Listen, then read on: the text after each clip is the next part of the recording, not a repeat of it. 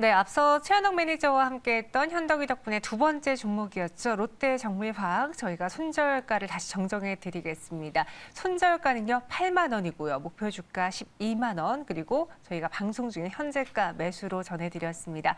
손절가 오류가 있었던 점 다시 한번 양해 부탁드리겠습니다. 더 정확한 정보로 전해드릴게요. 네, 그럼 이번 시간은 이슈의 재구성입니다.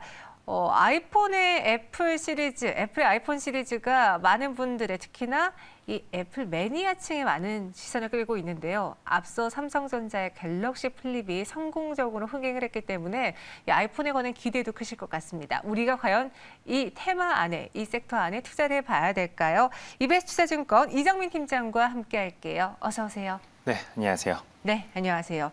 오늘 이제 애플 신형 스마트폰인 아이폰 13 시리즈, 13 시리즈가 네. 나오는데 저도 이제 아이폰이 다 비슷비슷하게 생겨서 친구랑 너 몇 시리즈야라 물어볼 때 그렇죠. 카메라 개수 보고 아니면 뭐 네. 크기 보고 유추하는 정도거든요. 이번에 봐야 될 비교 포인트 어떤 게 있을까요? 네, 일단 방금 정현 씨께서 말씀해 주신 대로 네. 아마 핸드폰에 별 관심이 없으신 분들이라면 이번에 아이폰 13 시리즈 같은 경우에는 거의 외형적인 이제 그 차이점을 찾지 못하실 거라고 저는 좀 생각을 합니다. 그렇기 때문에 그만큼의 이제 어떻게 보면 디자인적인 변화는 거의 없다라고 좀 생각을 해주면 될 것 같고요. 어차피 근데 우리 주식시장이 또 반응하는 부분은 결국에 어떤 식으로 또 하드웨어가 좀 변했는지에 대해서 우리가 알고 있어야겠죠. 그래서 그 하드웨어적인 변화에 대해서 제가 일단 좀 말씀을 드리겠습니다. 첫 번째로 가장 큰 변화를 보이는 부분은 바로 디스플레이다라고 좀 말씀을 드리겠습니다.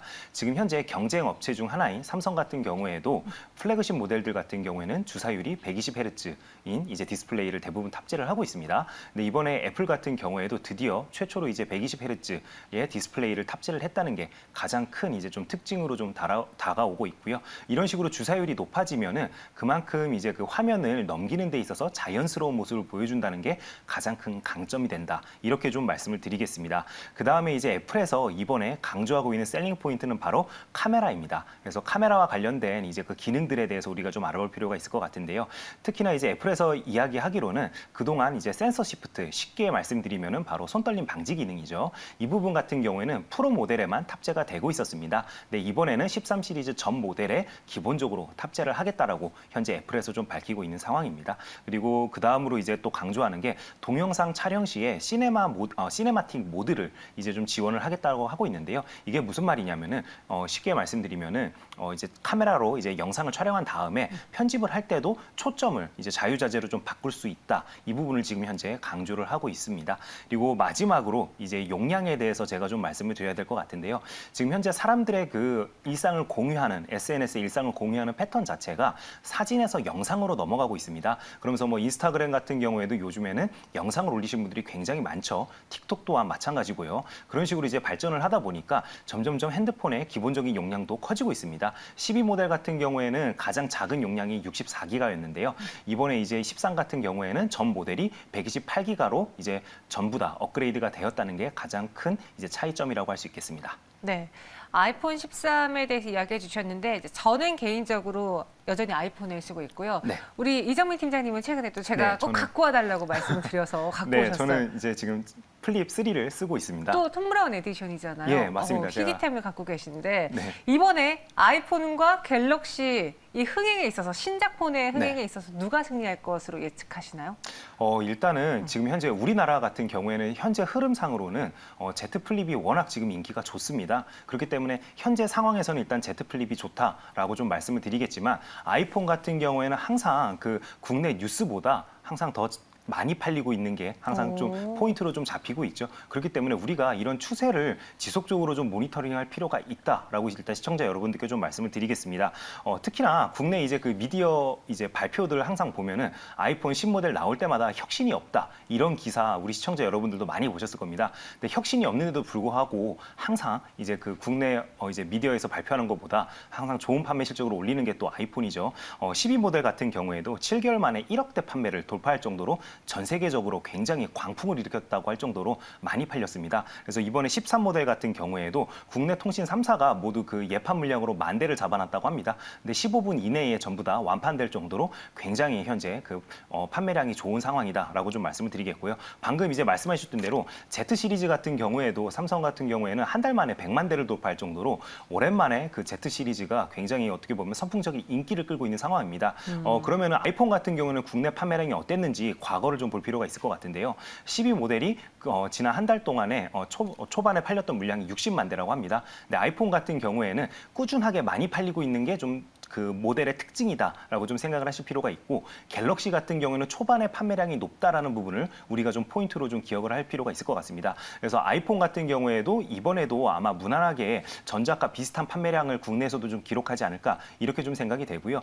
일부 이제 그 여론조사 기관에 의하면은 올해 안에 이제 아이폰 13이 한 7,700만 대까지도 판매가 가능할 것으로 지금 예측한 수치가 있습니다. 이는 전작 대비해서 한 21.9% 정도 이제 상향치가 조정된 이제 그런 판매량을 기록할 것이라는 이야기가 있고요. 하지만 우리 또 시청자 여러분들 좀 기억하실 부분이 이 옆에 아나운서처럼 이제 그 아이폰만 주력으로 좀 쓰시는 분들 같은 경우에는 보통 홀수 모델보다는 짝수 모델에서 그 이제 그 모델의 교체 수요가 훨씬 더 증가했다는 부분도 우리가 포인트로 좀 기억할 필요는 있다. 이렇게 좀 말씀드리겠습니다.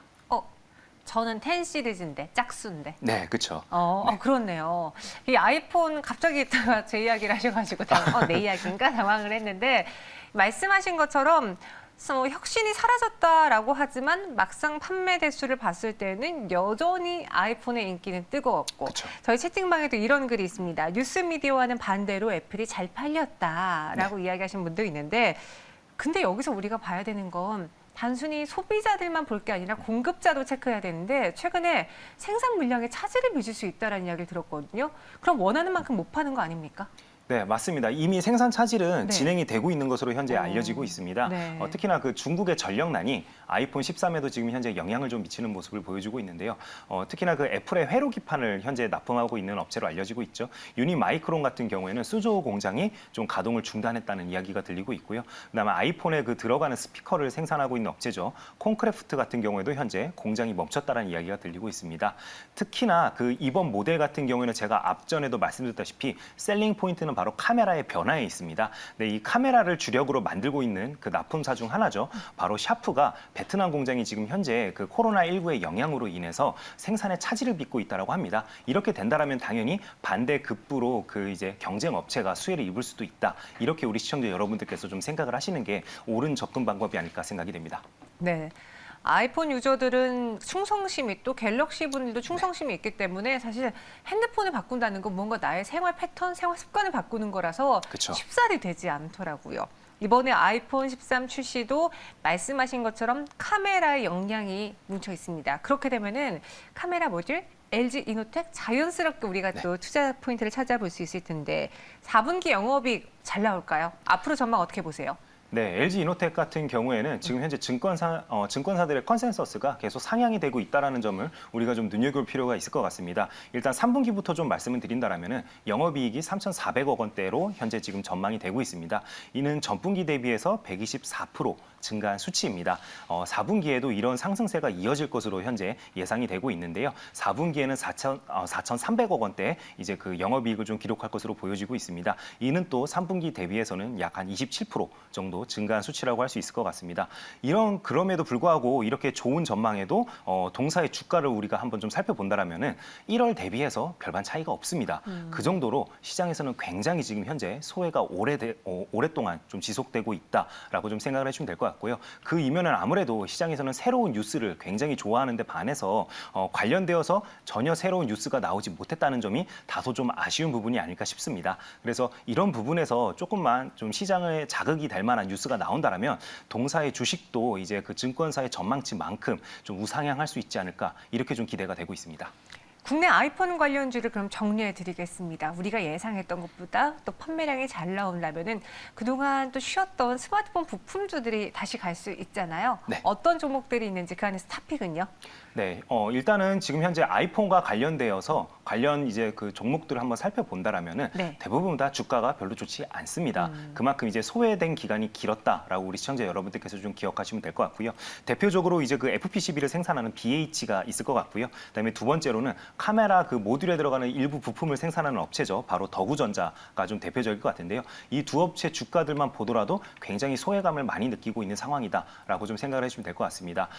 이런 식으로 이제 주가가 흐르고 있기 때문에 우리 시청자 여러분들께서는 이럴 때일수록 더더욱 아이폰과 관련되어서는 대장주 역할을 하고 있는 종목 위주로만 좀 접근을 하는 게 가장 좋다라고 좀 말씀을 드리겠고요.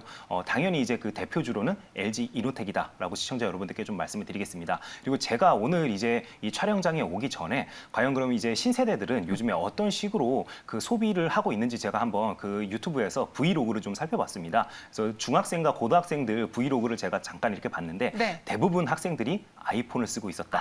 이 부분을 우리가 다시 한번 좀 주목해 볼 필요가 있다라고 좀 말씀을 드리겠습니다. 팀장님, 네. 신세대라는 표현 쓰면은 그거 나이 든 거 아시죠? 네, 요즘 맞습니다. 신세대라고 하면 안 되고 Z세대 네, 이렇게 죄송합니다. 말씀드려야 돼요. 네, 네. 저도 항상 신경 쓰면서 이 단어를 쓰지 말아야겠다 생각하고 있는데 말씀하신 것처럼 요즘 MZ세대는 그래도 아이폰을 더 선호한다. 그러면은 우리가 아이폰 관련주와 갤럭시 관련주의 이 투자 매력도를 비교해 봤을 때 여전히 아이폰 부품주들이 더 높은 건가요, 매력도가? 일단은 지금 현재 갤럭시 Z 시리즈 같은 경우에는 한 번에 큰 상승이 나온 다음에 지금 현재 소강 상태를 보이고 있습니다. 그렇기 때문에 계속 지속적으로 좀 소외감을 느꼈던 LG 이노텍과 같은 종목들을 우리가 이럴 때 한번 좀 접근을 해보면은 오히려 나중에 이제 그 좀 긴 시결로 놓고 봤을 때는 상승 여력이 훨씬 더 높다라고 시청자 여러분께 좀 말씀을 드리도록 하겠고요. 특히나 삼성 같은 경우에도 이번에 3분기 그 잠정 실적 발표가 있었죠. 근데 이거를 제가 잠깐만 좀 설명을 드린다면 IM 사업 부분 같은 경우에는 지금 현재 그 최대 3.9조 원대까지도 영업이익을 기록할 것으로 보입니다.